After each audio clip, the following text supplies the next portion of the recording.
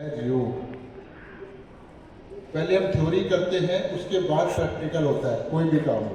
तो क्योंकि बिना समझे कोई काम हम करेंगे तो फिर वो अच्छे से नहीं करेंगे, दिल से नहीं करेंगे, तो उसका रिजल्ट उतना अच्छा नहीं आएगा।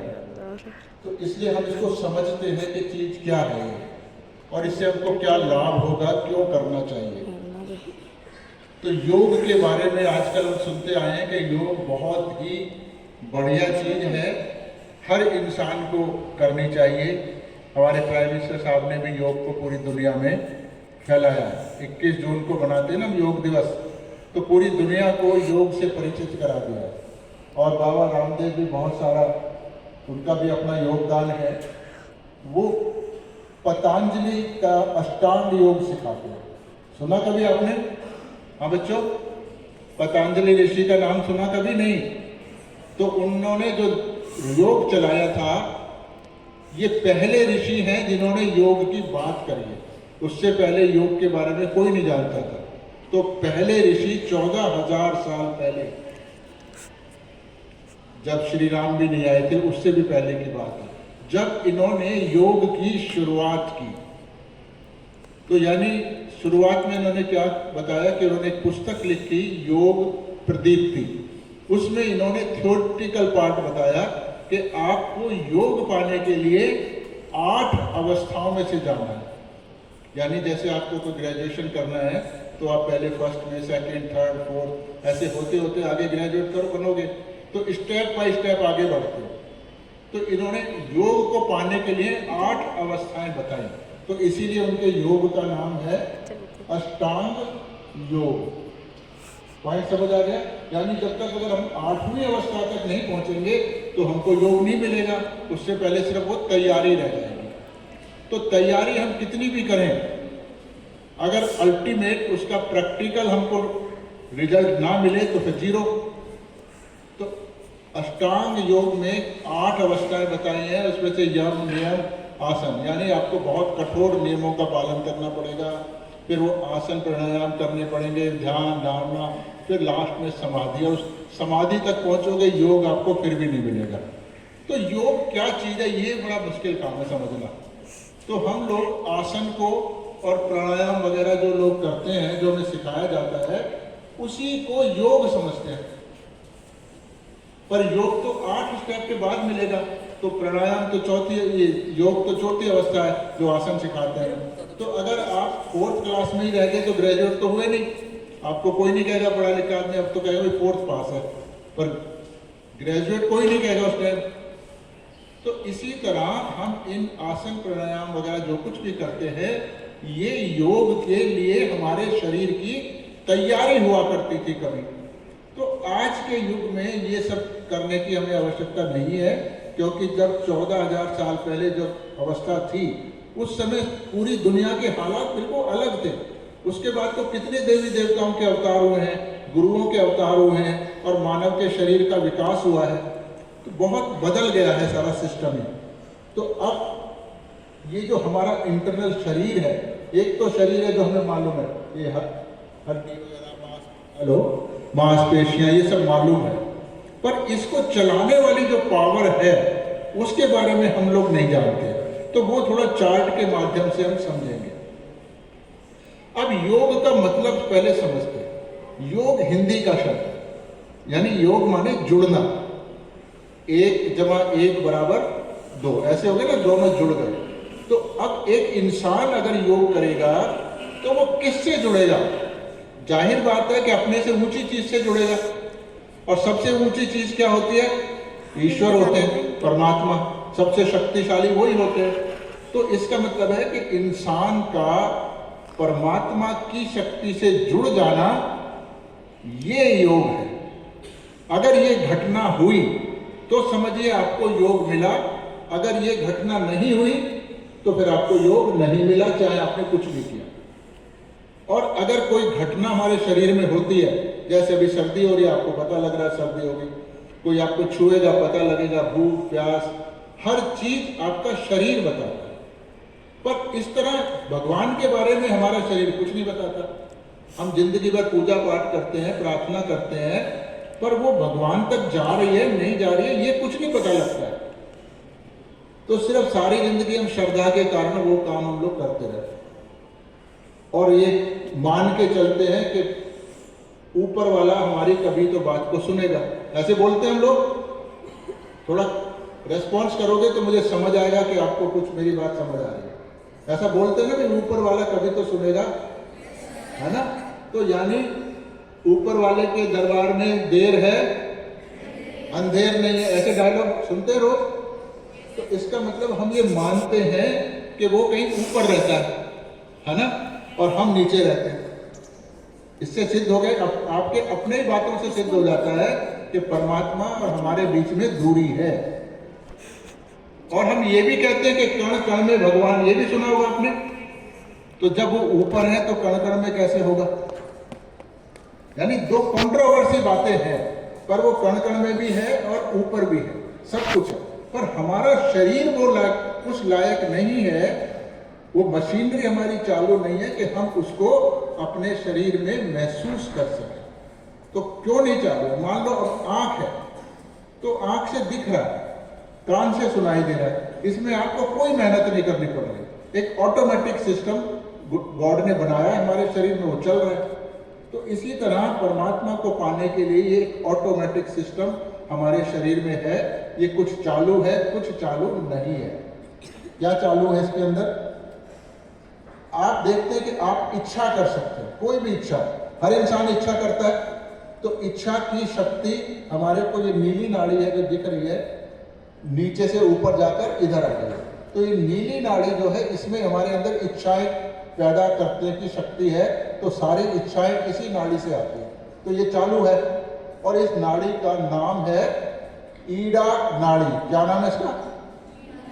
ईडा नाड़ी। और इस नाड़ी का जो कनेक्शन है वो हमारे लेफ्ट बाजू से है। इस नाड़ी का कनेक्शन कहाँ से है?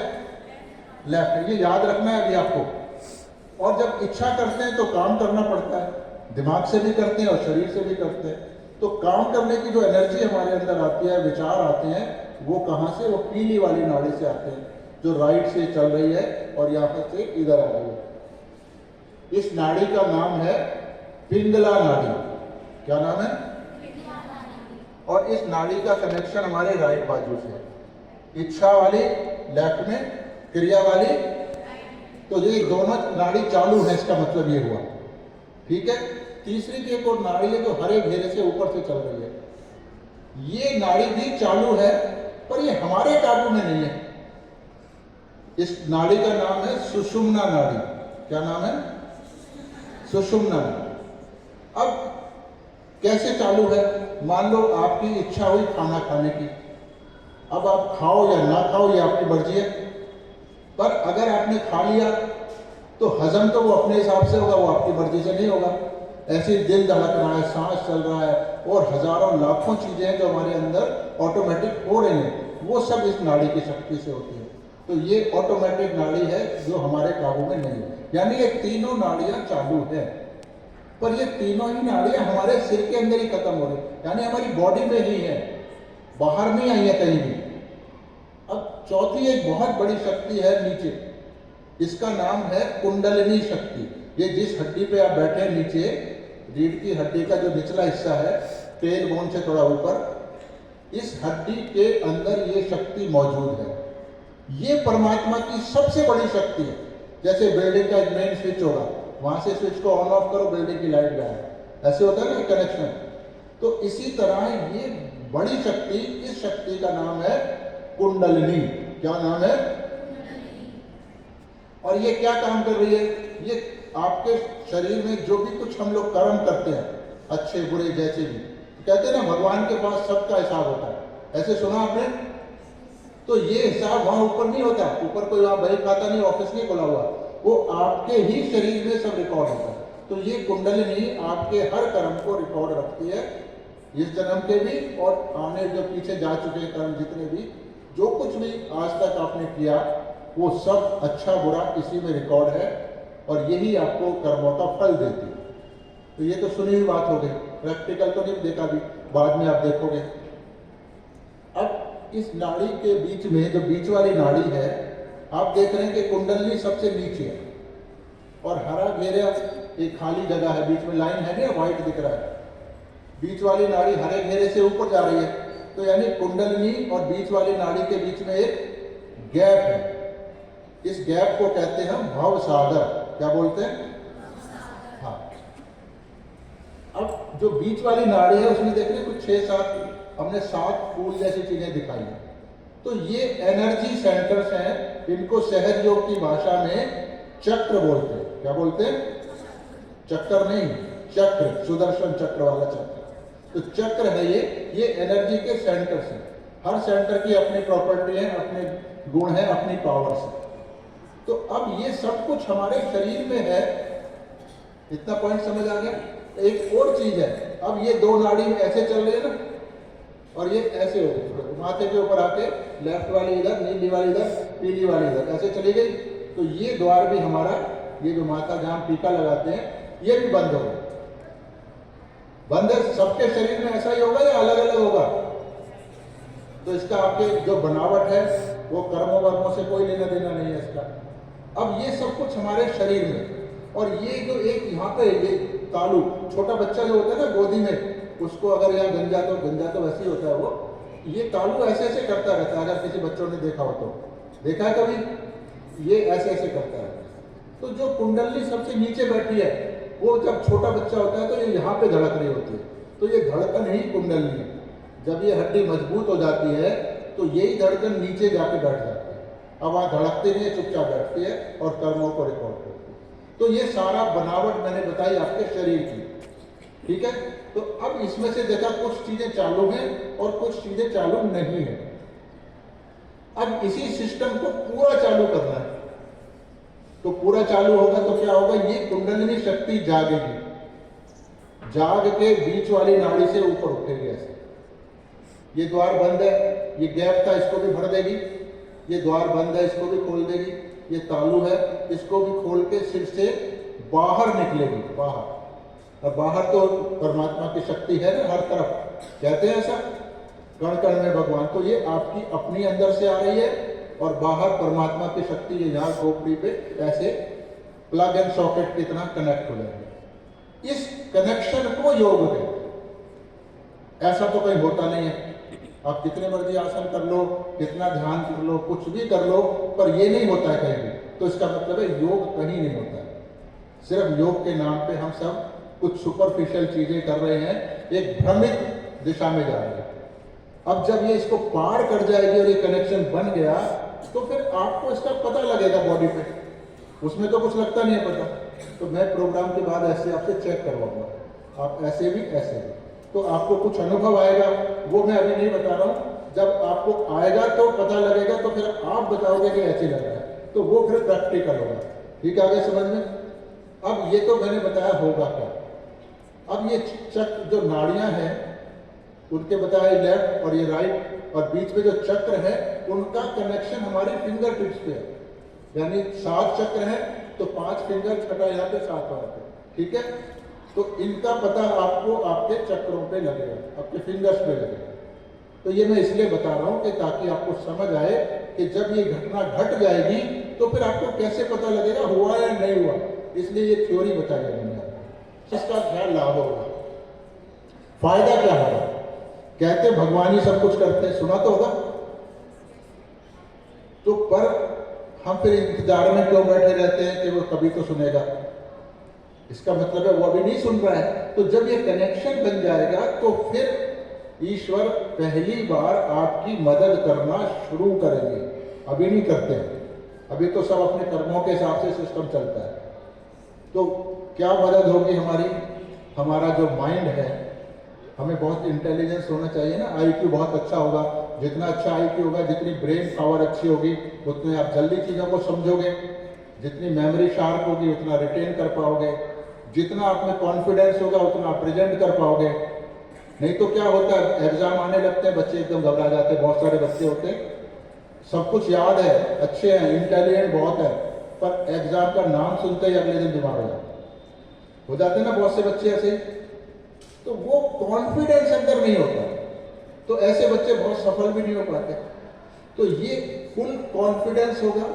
फिर इम्यूनिटी, जो बीमार होने की टेंडेंसी होती है हमारे अंदर, इस शक्ति से हमारी इम्यूनिटी इतनी बढ़ती है कि आप बीमार होना धीरे धीरे खत्म ही हो जाता है, ऐसे समझिए आप। जो कोरोना में कितनी महामारी फैली थी ना, हर इंसान, छोटा बच्चा बड़ा, सभी में कुछ ना कुछ गड़बड़ हो रही थी, तो जो सहयोग कर रहे थे वो कोई नहीं बीमार हुआ था।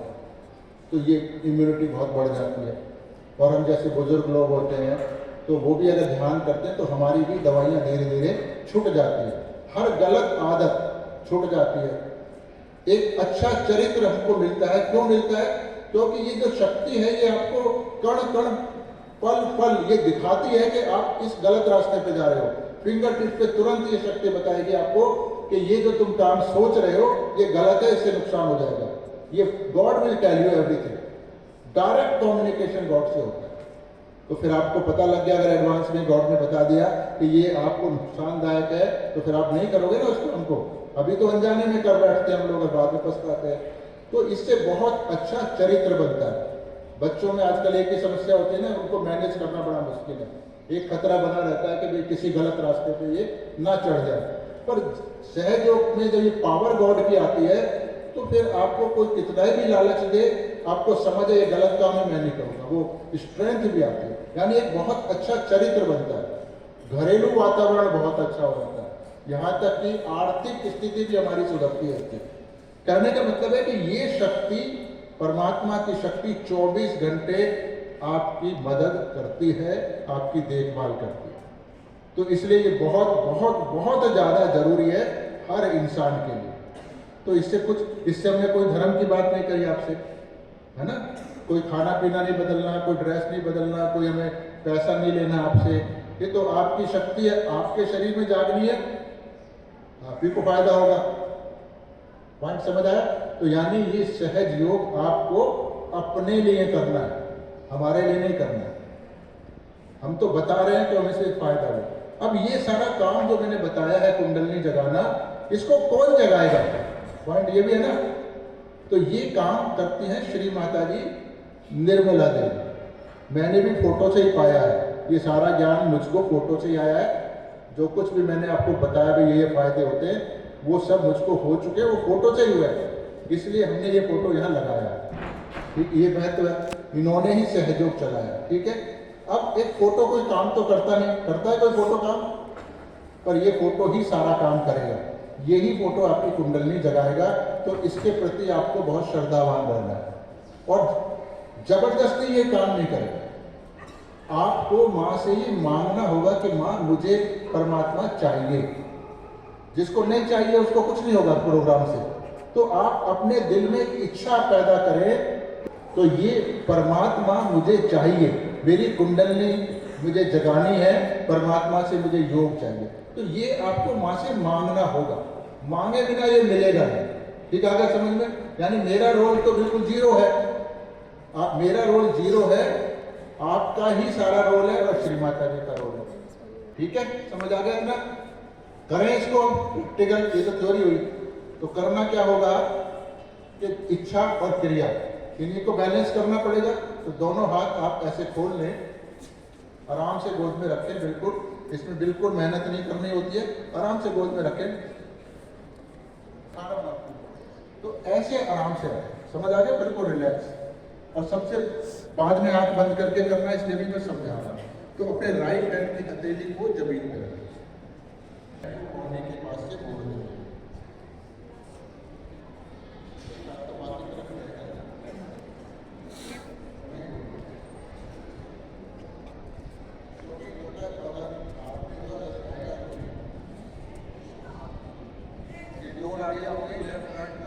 अब दोनों को आगे करना।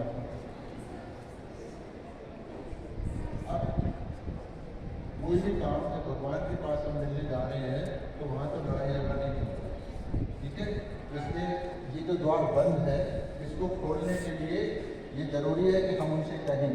तो यहाँ हाथ रखो, राइट हैंड लेफ्ट को इच्छा का हाथ है ना, वो तो माँ की तरफ है, इसको थोड़ा सा दबा के अंदर झुका और यहाँ हम कहेंगे माँ मैंने सबको क्षमा कर दी।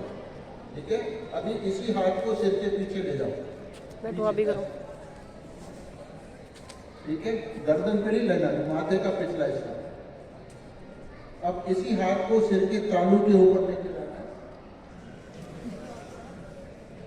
ये जो तालू है नरम हड्डी का, यहाँ पर इस हाथ को लगाएं, ऐसे ऐसे नहीं लगाना, आप मुझको देखो ऐसे करके, और ऐसे मुझे देखते रहना है। अभी मैं बाद में क्या करवाऊंगा वो देखना है। तो मैं कहूँगा आपसे इस तरह गर्दन को झुकाकर, इस तरह हाथ को दबाकर इसको हिलाना है धीरे धीरे क्लॉकवाइज। और मन में, अभी देख लो मुझे बेटा, और मन में हम कहलवाएंगे कि माँ मुझे मेरा आत्म साक्षात्कार दीजिए। क्या मानना है? माँ मुझे मेरा, हाँ इतना सा काम है बस, फिर आप खोल लेंगे। समझ आ गया पॉइंट? अब आप दोनों हाथ आगे कर लो, और फिर इसमें 10-12 मिनट लगते हैं, ज़्यादा देर नहीं लगता। को देखते रहे, मुझे नहीं देखें, क्योंकि मैंने आपको सारे एक्शन समझा दिए। और उनके फोटो को याद करो, क्योंकि सारा सिस्टम अंदर ही है, तो सब काम आंख बंद करके करेंगे। और फोटो को देखते हुए धीरे धीरे आप आंखें बंद कर लें।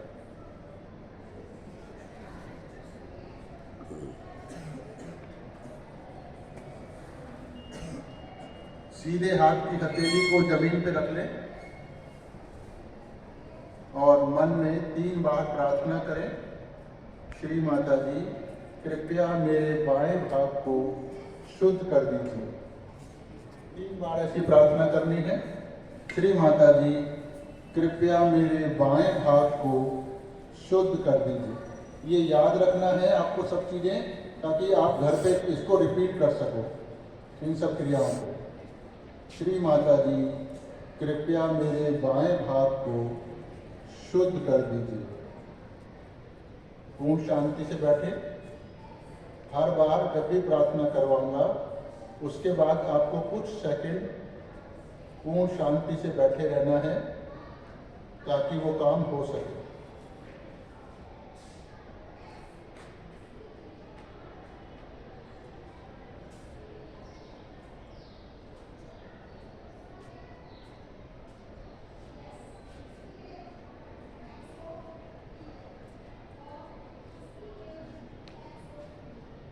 दोनों हाथ श्री माता जी की तरफ,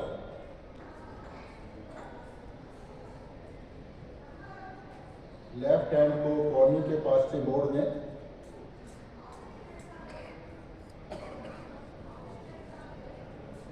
और 3 बार प्रार्थना करें, श्री माता जी कृपया मेरे दाहिने भाग को शुद्ध कर दीजिए।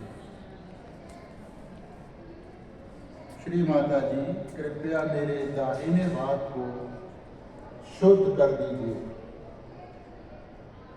श्री माता जी कृपया मेरे दाहिने भाग को शुद्ध कर दीजिए। शांति से बैठे।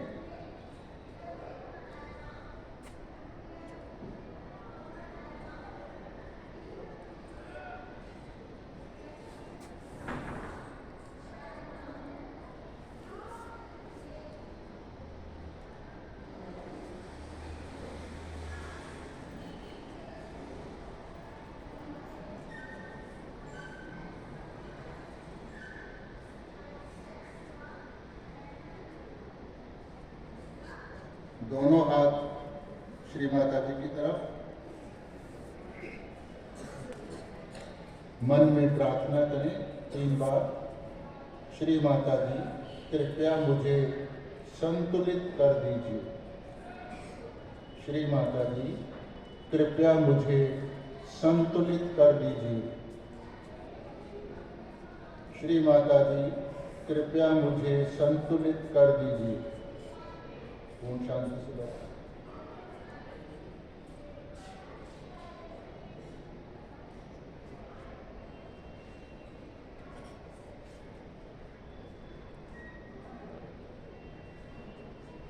अब एक और प्रार्थना करें 3 बार। श्री माता जी कृपया मेरी कुंडलिनी शक्ति को जगा दीजिए।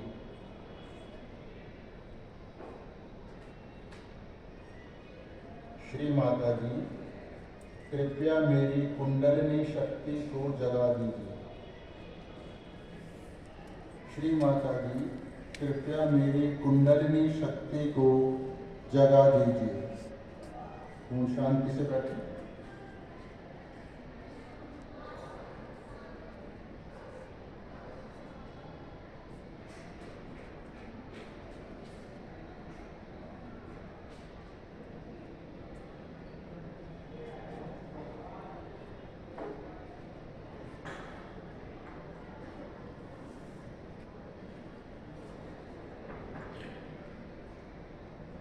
अब लेफ्ट हैंड ऐसे ही रखा रहेगा गोदी में माँ की तरफ, और राइट हैंड से अपना माथा पकड़ लेंगे, थोड़ा सा दबाएंगे, गर्दन झुका लेंगे और सच्चे मन से कहेंगे कि माँ, मैंने सबको क्षमा कर दिया।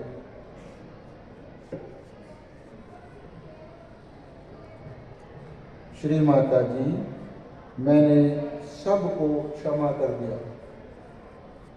श्री माता जी, मैंने सबको क्षमा कर दिया। किसी को भी याद ना करें, सिर्फ कहें।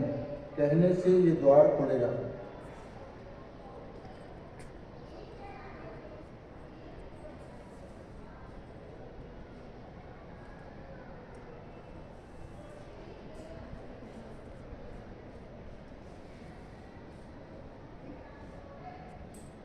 इसी हाथ को सिर के पीछे ले जाएं, आकाश की तरफ गर्दन मोड़ दें, आंखें बंद रखें और यहाँ 3 बार हम माफी मांगेंगे। श्री माता जी, जाने अनजाने में मुझसे कभी भी कोई भूल हो गई हो तो कृपया मुझे क्षमा कर दीजिए।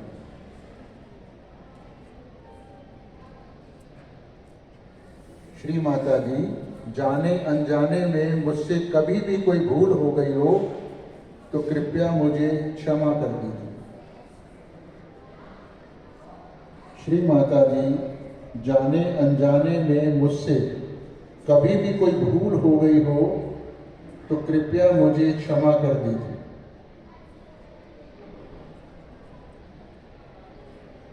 इसी हाथ को अपने तालू पे ले जाएं, हथेली का गड्ढा अपने तालू भाग पे रखें, इसको थोड़ा दबा के रखें, गर्दन झुका लें। यहाँ मैं फिर आपको याद दिला दूं कि हमें अपना आत्म साक्षात्कार श्री माता जी से मांगना होगा। मांगे बिना ये नहीं मिलेगा, क्योंकि श्री माता जी आप पे जबरदस्ती नहीं करेंगी। वो आपके अंदर जो भी सिस्टम है, आपकी इच्छा होगी तो वो चालू करेंगे।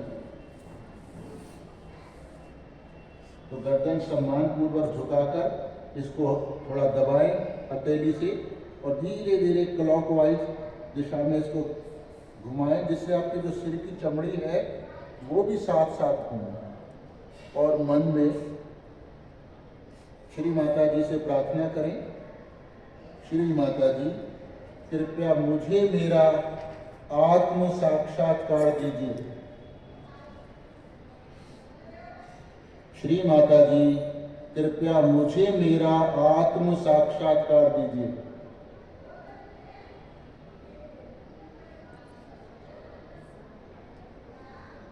श्री माता जी, कृपया मुझे मेरा आत्म साक्षात्कार दीजिए।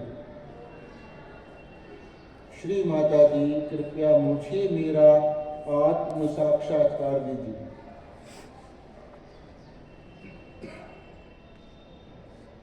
श्री माता जी, कृपया मुझे मेरा आत्म साक्षात्कार दीजिए। श्री माता जी, कृपया मुझे मेरा आत्म साक्षात्कार दीजिए। श्री माता जी, कृपया मुझे मेरा आत्म साक्षात्कार दीजिए। इसको ऐसे घुमाते रहें और प्रार्थना करते रहें।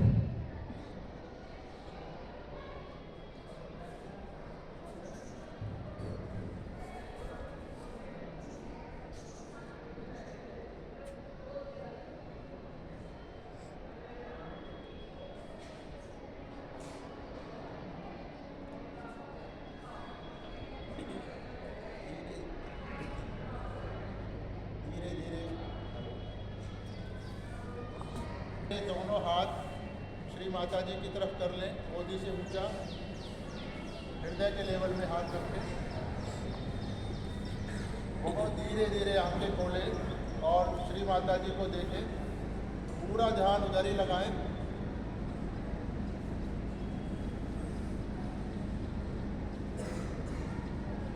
अभी आ जाइए। और खुद ही महसूस करें कि क्या हमारे एक हाथ में या दोनों, उधर देखें, माँ को देखें, मुझे नहीं देखें, उधर से आता है, मेरे से नहीं आता है।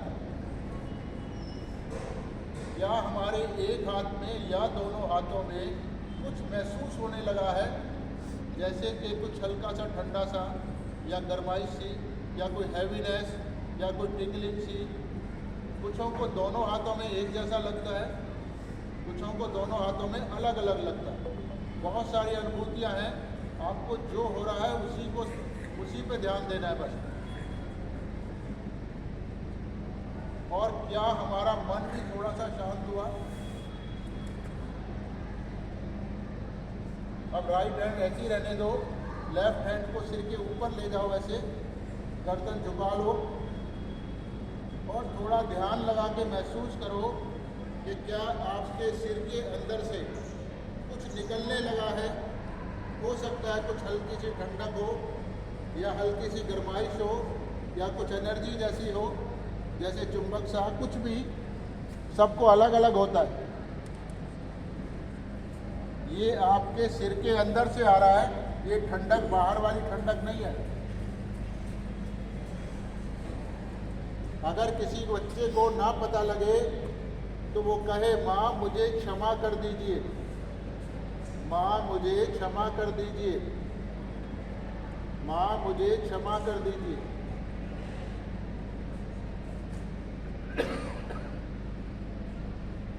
अब राइट हैंड से चेक करें, लेफ्ट माँ की तरफ करें, गर्दन झुकी रहे, आंखें बंद करके करें।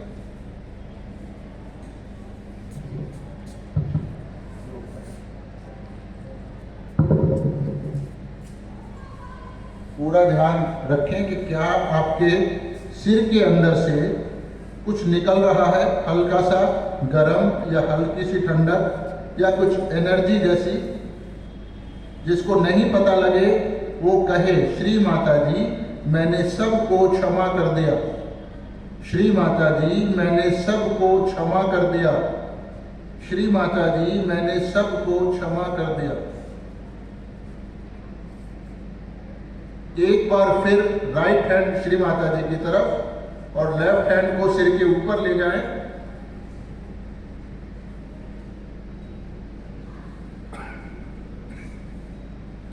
ध्यान दें कि क्या दोनों हाथों में एक ही जैसा लग रहा है या थोड़ा सा अलग अलग है।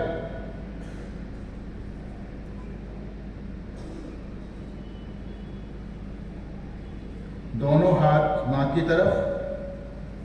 अब जिन भी बच्चों को एक हाथ में या दोनों हाथों में या सिर के ऊपर कुछ भी महसूस हुआ, कोई ठंडा गरम भारीपन, वो दोनों हाथ ये जानना चाहते हैं कि ये कौन सी शक्ति है जो हमारे हाथों में आ रही है या सिर पे आ रही है। तो धीरे धीरे दोनों हाथ सिर से ऊंचे उठा लेंगे आकाश की तरफ, ऊपर देखेंगे गर्दन को मोड़ के और एक सवाल पूछेंगे 3 बार।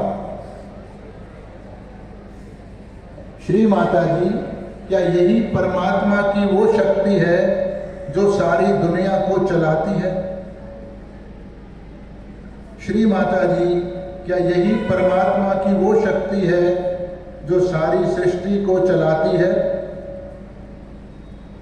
श्री माता जी क्या यही परमात्मा की वो शक्ति है जो सारी सृष्टि को चलाती है?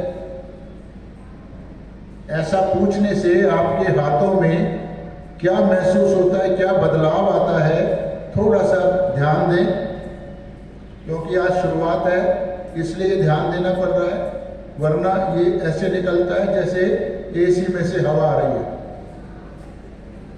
धीरे धीरे दोनों हाथ श्री माता जी की तरफ, उन्हीं को देखें, पूरा ध्यान श्री माता जी पर रखें, हाथ गोदी से ऊंचा कर लें। आप ध्यान दें कि अब हाथों में क्या महसूस हो रहा है। एक हाथ में या दोनों हाथों में। अब पूरी ईमानदारी से, पूरे कॉन्फिडेंस से कोई भी बच्चा उसको बता सकता है कि उसको कहाँ महसूस हुआ और क्या महसूस हुआ। बताओ बच्चों, कहाँ महसूस हुआ? कुछ हुआ? अभी देखो कुछ नहीं, वो अपने आप बताया, जो अपने आप बताया। हाँ बेटा, आपको पता लगा कुछ? आप ही को पूछ। हाँ तो बोलो ना, हम यही तो पूछ रहे हैं, बताओ। शर्मा, कोई डरो नहीं, हुआ तो हुआ, नहीं हुआ तो नहीं हुआ, इसमें क्या दिक्कत है? ठीक है, ईमानदारी होनी चाहिए ना। ईमानदारी से बढ़ के कोई चीज नहीं होती जिंदगी में। तो ऑनेस्टली बताओ क्या हुआ। खड़े जाओ, खड़े होके बताओ। मेरे पास आ सकती हो? आके माइक पे बताओ, आ जाओ। क्या बात? इसलिए आप अपना भी रखें, सबको हो रहा है, मुझे मालूम है। जो आपके शरीर में होगा वो मुझे यहाँ पता लगेगा। सर मुझे दोनों हाथों में गर्माहट महसूस हुई। हाँ, कहाँ पर? सर ये हाथ में, उधर उधर हाथ आगे खड़े करके। यहाँ पर, दोनों हाथों में। इक्वल है या दोनों में अलग अलग है? सर इक्वल है। Equal, very good. और किसी को हुआ? और तो बच्चा बता सकता है कॉन्फिडेंटली। आओ। बॉयज की साइड से कोई आएगा? आ जाओ शर्माओ नहीं। अगर यहाँ पे आने में डर लग रहा है तो वहीं खड़ा होकर बताओ, कोई बात नहीं। आ जाओ बेटा। शाबाश। इसका रीजन समझाएंगे, क्यों हुआ, क्या हुआ।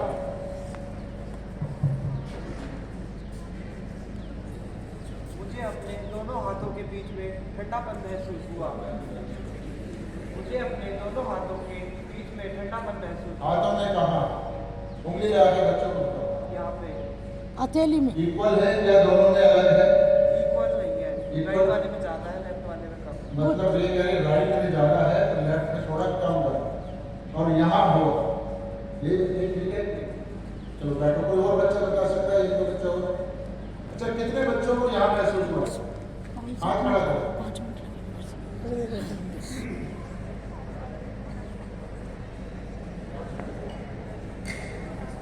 शाबाश। अब आप में से कोई नहीं बोल रहा था ना, तो आप में इतना कॉन्फिडेंस तो होना चाहिए कि मुझे हो रहा है तो मैं बताऊं, नहीं हो रहा तो नहीं बताऊं। ठीक है, ईमानदारी रखनी चाहिए, कॉन्फिडेंस रखना चाहिए। शाबाश। कितने बच्चे हैं जिनको दोनों हाथों में अलग अलग लगा है? वो जरा हाथ खड़ा करें जिनको अलग अलग लगा। हाँ, ये सबसे आगे आपने तो बताया था। अच्छा, आप बताओ कहाँ क्या लग रहा है?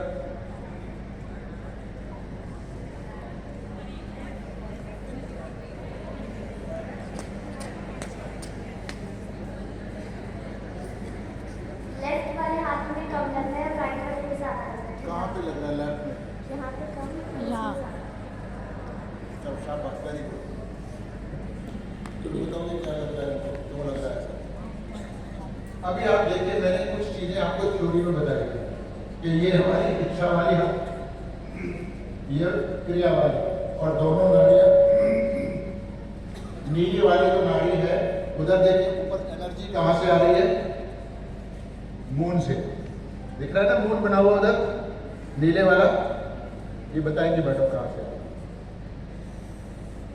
जो नीली नाड़ी है इच्छा वाली, उसमें मून से एनर्जी आती है, और उसका संबंध कहाँ पे? लेफ्ट बाजू से। और जो क्रिया वाली नाड़ी है उसका कनेक्शन कहाँ से? सन से, सूर्य से। तो राइट में सूर्य की एनर्जी होती है, लेफ्ट में चंद्रमा की होती है। पर आज से पहले आपको नहीं पता था कि दोनों हाथ अलग अलग होते हैं। हमें ऐसे लगता था ना दोनों एक ही जैसे हैं। तो ये अपने बारे में पहली बार नॉलेज आई आपको। इसी को कहते हैं एनलाइटेंड होना, प्रकाशित होना। तमसो मां ज्योति, ऐसे बोलते हैं ना हम लोग, अंधकार से मुझे प्रकाश की तरफ ले चलो। तो वो आज आपको परमात्मा प्रकाश की तरफ ले गए। ये तो पॉइंट समझ आ गया। यानी इसीलिए दोनों कुछ बच्चों को दोनों हाथों में अलग अलग लगा है। यानी आपको समझ आ गया, एक में अलग दूसरे में। अब यहाँ पर क्यों लगा? आपको मैंने नहीं बताया था यहाँ लगेगा, तो यानी ये साइकोलॉजिकल नहीं हो रहा। तो मैंने ये बताया था ये 7 चक्र है, इनका कनेक्शन हमारी फिंगर टिप से और उंगलियों से, ये बताया था। तो ये 7वां चक्र है यहाँ पर टॉप पर, आप देखेंगे चार्ट में, तो हथेली के बीचों बीच डिफरेंट कलर है, सारे मिक्स सर्कल, और सर के ऊपर भी वैसा ही है। तो इस चक्र का कनेक्शन, इसका नाम है सहस्त्रार चक्र। 1000 पंखुड़ियां इसमें होती हैं, 7 कलर होते हैं। विबज्योर देखे ना, विबज्योर 7 कलर्स, लाइट के 7 कलर्स होते हैं, तो वो हमारे अंदर भी होते हैं, पर यहाँ आके वो व्हाइट हो जाते हैं, मिक्स अप। तो ये इसलिए आपको यहाँ महसूस हुआ। तो ये शुरुआत हो गई। जब आप रोज इसको ध्यान करेंगे 5 मिनट 10 मिनट सुबह शाम, कोई और कंडीशन नहीं है इसमें। और ध्यान कैसे करना है, क्योंकि आप याद रखें कि ये श्री माता जी ने आपको दिया है, आपके करने से नहीं हुआ, ये आपने उनसे मांगा, उन्होंने दिया, मैंने सिर्फ बताया, तो मेरा रोल तो 0 है। तो आप इसको बढ़ाना है। जितना आप इसको 5-7 मिनट में ध्यान करेंगे तो ये पावर आपके अंदर बढ़ेगी, तो सारे चक्र आपको पता लगेंगे। और साथ ही साथ जो फायदे मैं आपको बता रहा था कि अच्छी सेहत हो जाएगी, अच्छा मन हो जाएगा, हर चीज सुधरती चली जाएगी। तो ये एनर्जी आपको हर तरह से सुधारेगी। जब भी आप किसी की परेशानी में फंसते हो, आप माँ को याद करो कि माँ मेरे को बचाओ, मेरे को रास्ता दिखाओ, तुरंत वो आपको मार्गदर्शन देगी, वो एनर्जी देगी। ठीक आ गया समझ में? तो बच्चों को हम श्री माता जी का फोटो नहीं देते, क्योंकि उनके लिए संभालना थोड़ा मुश्किल काम होता है। इसलिए आप YouTube पे श्री माता जी के सारे वीडियो हैं, कोई भी आप लिखो श्री माता जी निर्मला देवी, या हमारी वेबसाइट पे जाओ सहजयोगा.org, तो कुछ भी लिखोगे तो वहाँ के आ जाएंगे, वहाँ से निकाल लो और ऐसे ही हाथ खोल के बैठ जाओ। सिर्फ उनको देखो 5 मिनट के लिए और उनसे कहो कि माँ मैं आपका बच्चा हूँ, कृपया मेरे अंदर परमात्मा की सभी शक्तियों को जगा दो और मेरी सब खराबियों को दूर करो। आप उनसे मांगोगे तो ये फिर दोबारा ये कुंडलनी आपकी चढ़ेगी, और जितना अच्छा अनुभव आया है अभी और धीरे धीरे बढ़ेगा। जितना बढ़ेगा उतने आपके ऊपर आशीर्वाद बढ़ेंगे। इतने आशीर्वाद कि उनकी गिनती नहीं हो सकती, इतने आशीर्वाद होते हैं इसके। मैं तो छोटे छोटे गिनाए अभी आपको, अनंत आशीर्वाद है इसके। तो अभी मैडम आपसे कुछ कहना चाहते हैं। बच्चों आपको कैसा लगा? अच्छा लगा? बताओ फिर। फ्रेशनेस आई अंदर से, एक एनर्जी मिली और आपको महसूस हुआ सबको। तो ये जो आपको आज महसूस हुआ है ना, ये परमात्मा की बहुत बड़ी शक्ति आपको मिली है। आपके अंदर एक स्विच जागृत हो गया है। अब आपके सभी चक्रों में शक्ति आएगी। और जैसे बच्चों को सर ने बताया, एग्जाम में बीमार हो जाते हैं, कॉन्फिडेंस नहीं रहता है ना, स्कूल आने में डर लगता है कई बार बच्चों को, ये सब हट जाएगा, धीरे धीरे हट जाएगा। तो इसके लिए क्या करना है, सुबह स्कूल आने से पहले 5 मिनट ऐसे माता जी का फोटो ध्यान कर लो, मन में बसा लो और कहो माँ मैं आपका बच्चा हूँ, मुझे अपना प्यार दो, मेरे अंदर सभी शक्तियों को जागृत कर दो। तो आप देखेंगे धीरे धीरे आपका IQ लेवल भी बढ़ जाएगा। आप जो भी मैडम एक बार बताएगी आपको याद हो जाएगा, आपको कोई मेहनत नहीं करनी पड़ेगी। तो इसके लिए आपको सिर्फ और सिर्फ ध्यान करना है। 5 मिनट सुबह और रात को सोने से पहले अपने बिस्तर पर बैठ के ऐसे हाथ फैला के माँ को याद करके कहो, श्री माता जी मैं आपका बच्चा हूँ, कृपया मेरे को मेरे उद्देश्य में स्थापित करो। तो आपका जो भी उद्देश्य है, जिस लिए आपका जन्म हुआ है, वो आपको मिलेगा और आप उस ओर बढ़ते चले जाएंगे। और आप ही देश के हमारे कर्णधार हो, आगे आगे आप ही को देश संभालना है।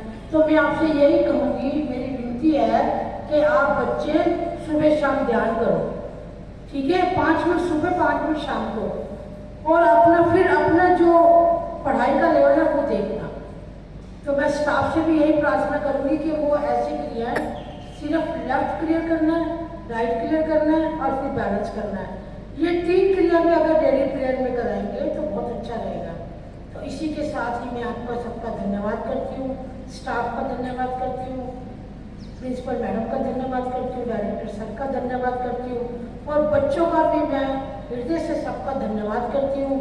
आपने अपना कितना से कीमती समय देके हमें सुना और अपने लक्ष्य को, सहयोग को प्राप्त किया, अपने अंदर की सभी शक्तियों को जागृत की। धन्यवाद। और घर में जाके ये बताना है कि आज हमने अपनी कुंडली जागृति करी है। पेरेंट्स को पता होना चाहिए ना कि क्या करके आए हो आप। तो ये बहुत ज़रूरी बात है कि आप अपने पेरेंट्स को बताइए कि आज हमने सहयोग सीखा और हमें ये अनुभव हुआ। तो आप उनसे प्रार्थना करो माँ बाप से कि वो आपको सहयोग के ध्यान केंद्र लेके चलेंगे। क्योंकि वो करेंगे, ऐसा नहीं है कि बच्चों के लिए होता है, ये सबके लिए होता है, हम लोग भी करते हैं, सब करते हैं इसको। तो आपके पेरेंट्स करेंगे तो घर में बहुत बहुत ज़्यादा खुशहाली आ जाएगी। तो इसलिए वहाँ भी आपका कोई गुरु नहीं है, वहाँ भी कोई पैसा नहीं देना, वहाँ भी आराम से बैठ के ध्यान सुनना। जो भी वहाँ का इंचार्ज होगा वो आपको पूरी मदद करेगा, ठीक है।